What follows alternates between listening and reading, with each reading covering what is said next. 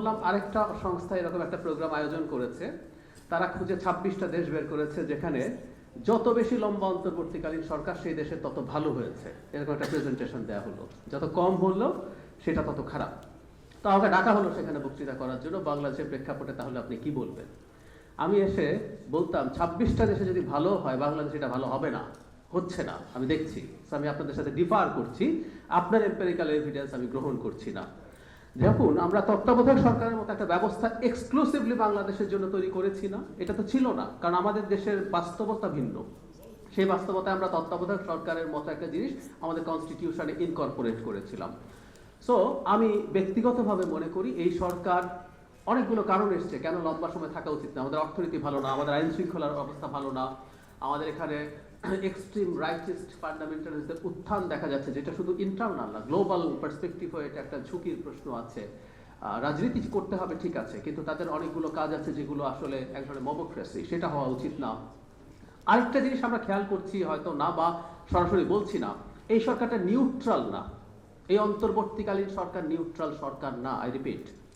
তাদের একটা বিশেষ দলের প্রতি তাদের এক ধরনের নেক নজর আছে, প্রধান উপদেষ্টা নিজের আছে। আমি শুধুমাত্র ক্যাবিনেটের কথা বলছি না, এমনকি এখনো দুজন উপদেষ্টা আছেন যাদেরকে আমরা very much align to a specific party আমরা দেখতে পাচ্ছি।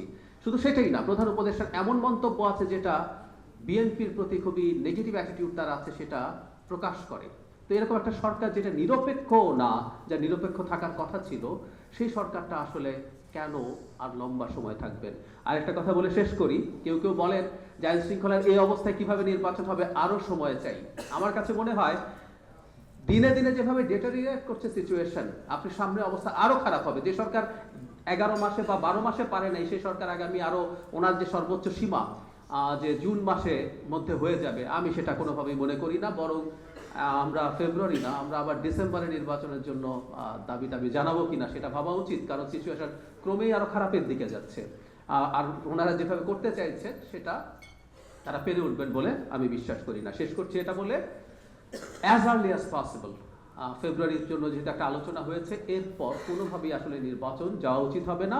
এই দেশটাকে অত্যন্ত খারাপভাবে তারা চালিয়েছেন। শেখ হাসিনা দেশের অনেক ক্ষতি করে গেছেন, প্রচুর অজুহাত দেওয়া হয়।